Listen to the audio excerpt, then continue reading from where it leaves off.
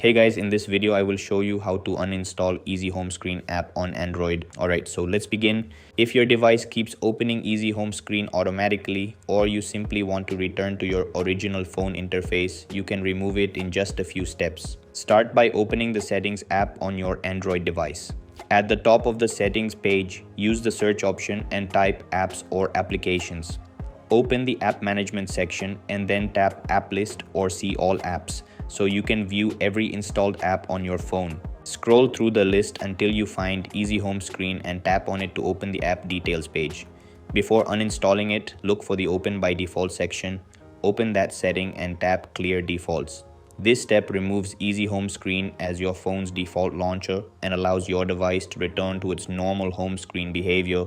After clearing the default setting, tap Uninstall and confirm the action when the confirmation message appears. The app will then be removed from your device. Once the process is complete, your Android phone should return to its standard interface or allow you to select another launcher if you have multiple home screen apps installed. And that's it. This is how you can uninstall Easy Home Screen app on Android. That's all for this video. See you in the next one. Thanks.